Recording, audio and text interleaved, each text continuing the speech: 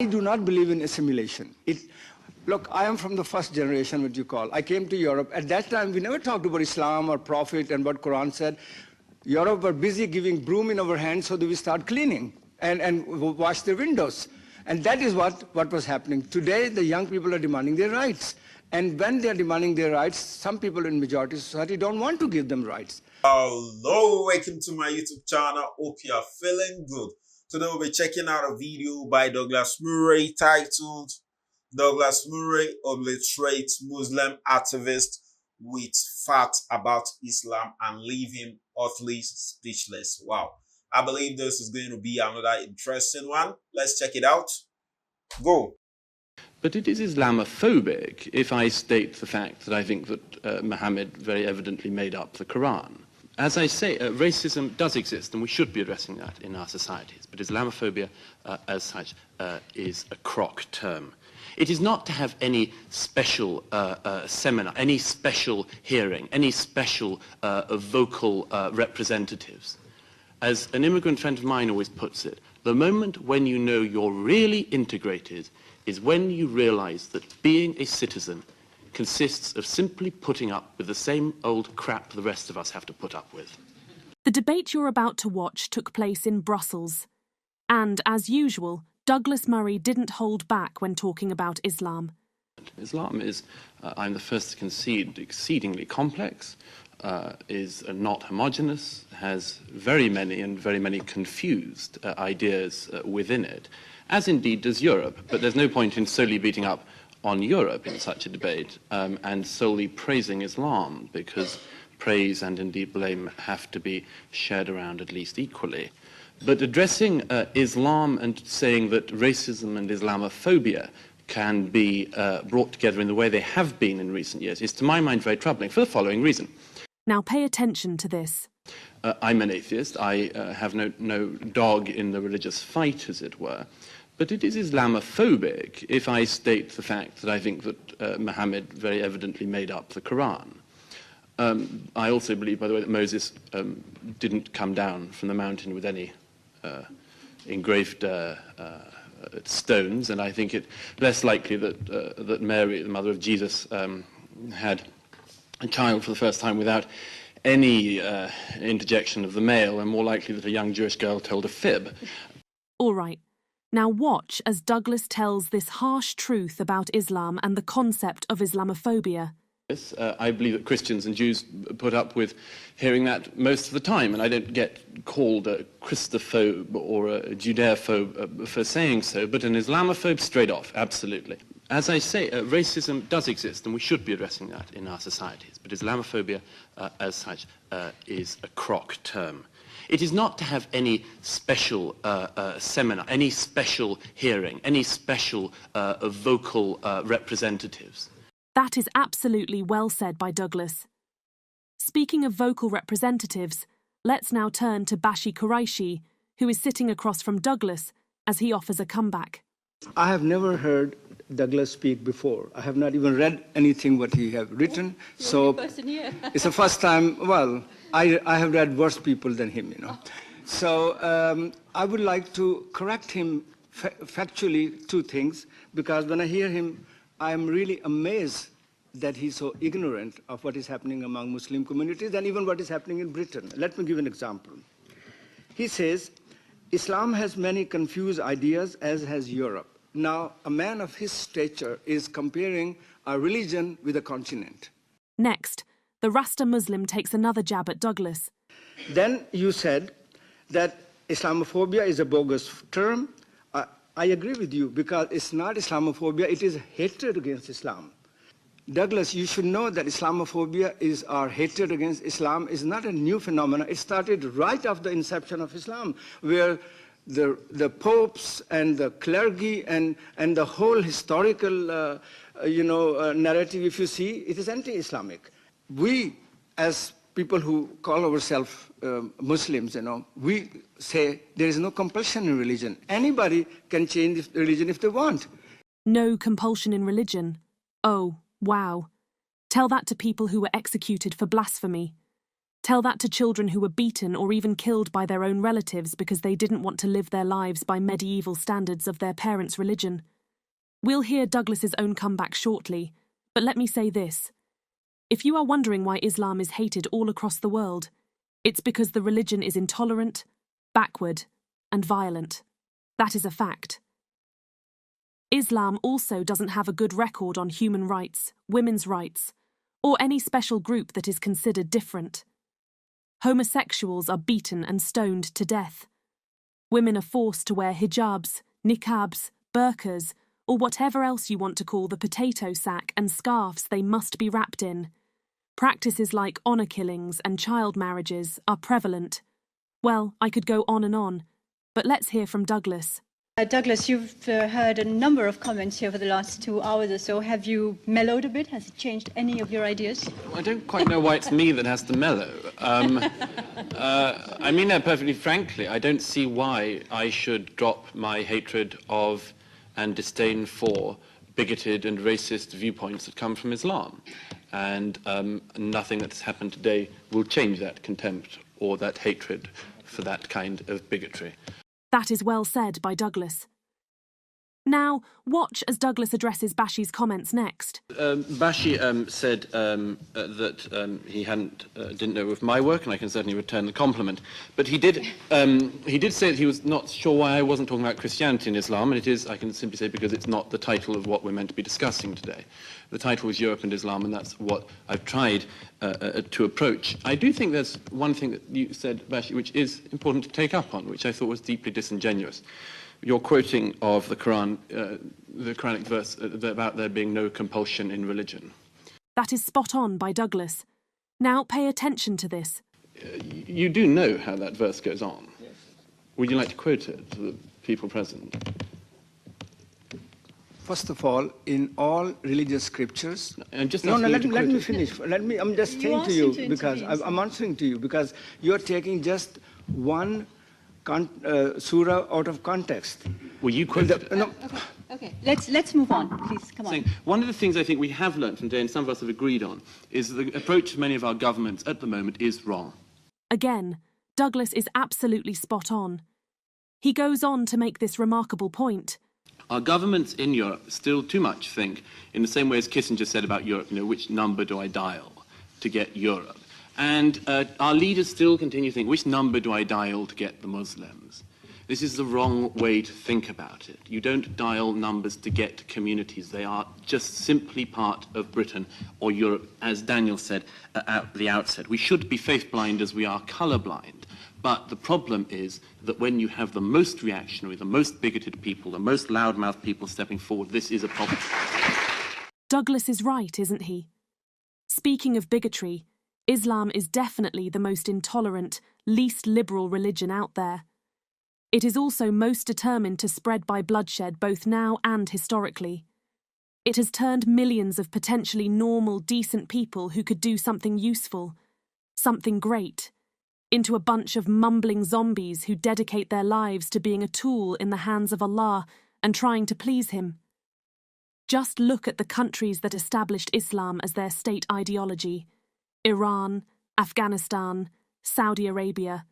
Those are countries no one sane person would want to live in. If Islam is so beautiful and peaceful, why are all the countries trying to live by its standards so horrible? Coincidence? I don't think so. Now let's turn again to Douglas.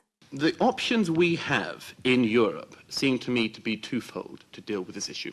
One is to do the following, which is broadly speaking what we are doing across the continent at the moment. It is to decide that there is a serious problem with Islamic fundamentalism which we have noticed, and as a result, for the rest of time, we will be discussing Islam, Muslims, Muslim communities. We will be having many, many seminars like this one.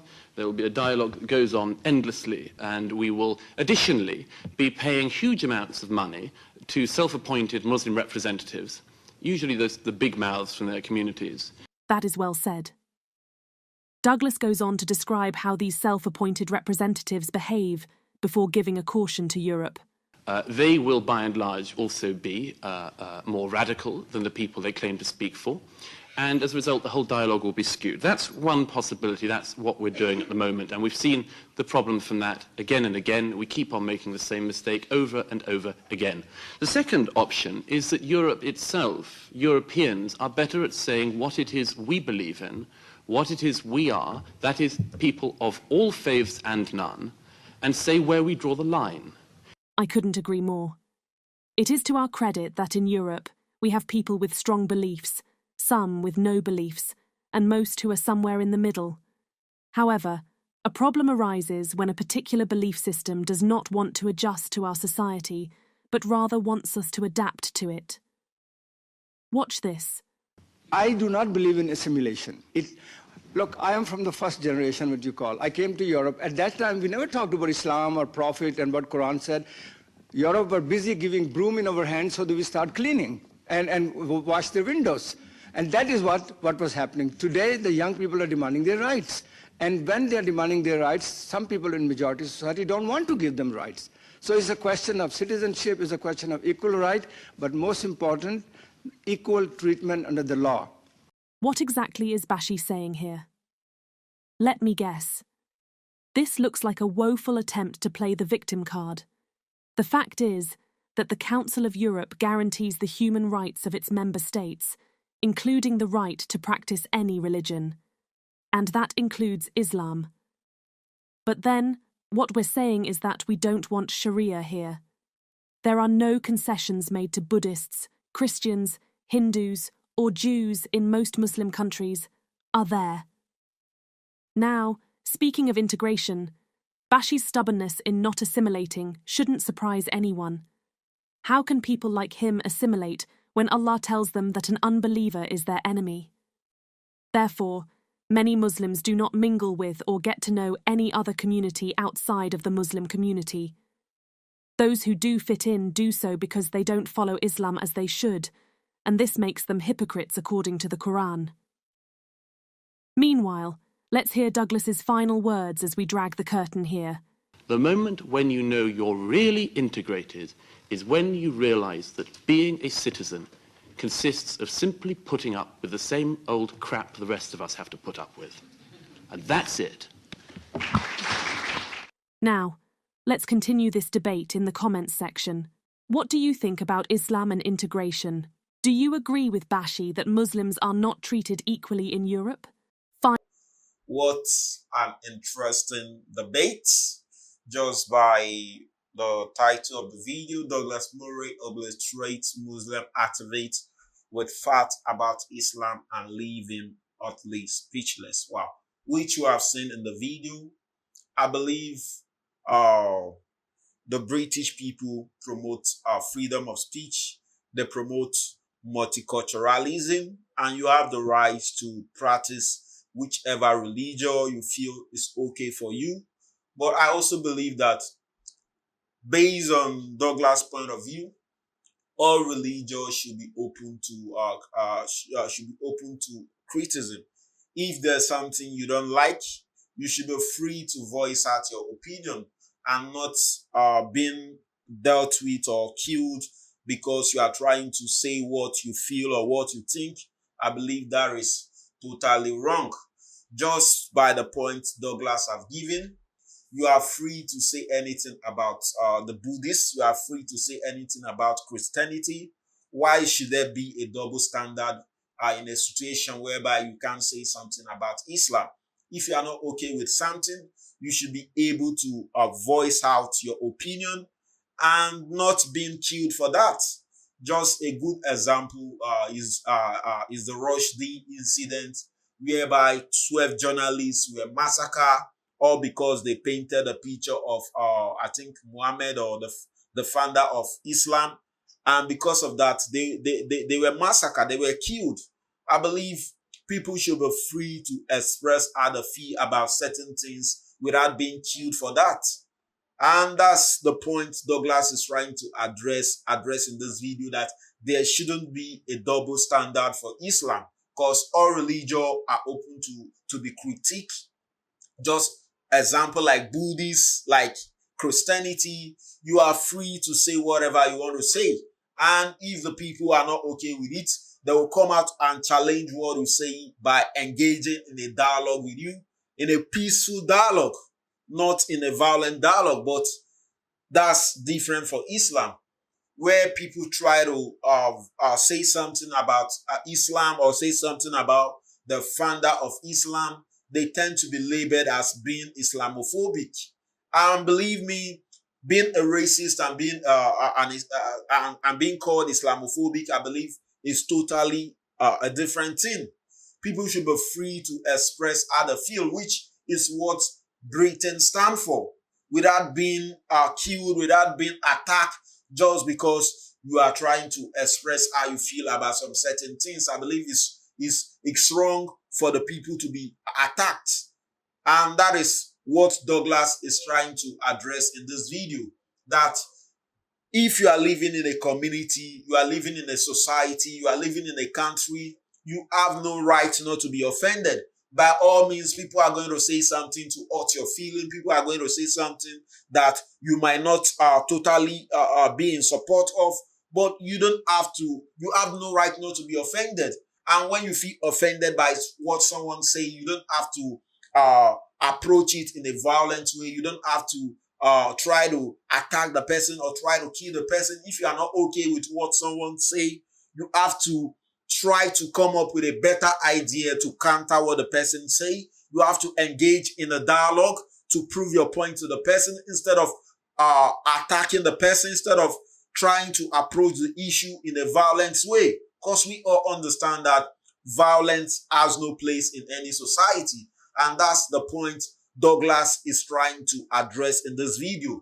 We all understand that immigrants coming into a country can bring a lot of economic value to the country if they are ready to integrate effectively, and at the same time can cause a lot of harm to the host country if they fail to integrate, if they are not managed properly. You coming into a country, you have to be able to adjust yourself to accommodate the people's culture, to accommodate the people's belief, to accommodate the people's tradition, to accommodate the people's value system. Because we all understand British has its own identity, and British identity is rooted in its culture, is rooted in its belief, is rooted in its tradition, is rooted in its value system. So you coming into a country, you should be able to adjust yourself to accommodate the people's culture, to accommodate the people's tradition, to accommodate the people's value system. You don't have to come into a country and try to impose your own culture, impose your own belief on the locals. And if you feel they are not buying that, you try to approach them in a violent way. I believe that is totally unacceptable. And that is the point Douglas is trying to address in this video.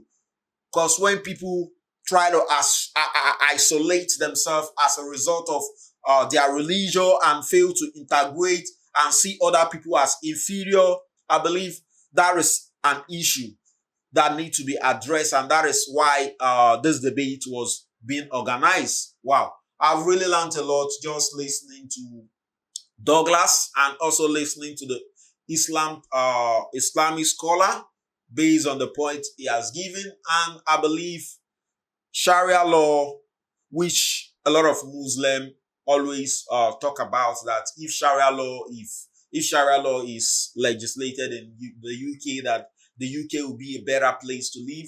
I totally don't buy that, because I believe UK as a society is not, as a country, is not a Muslim country.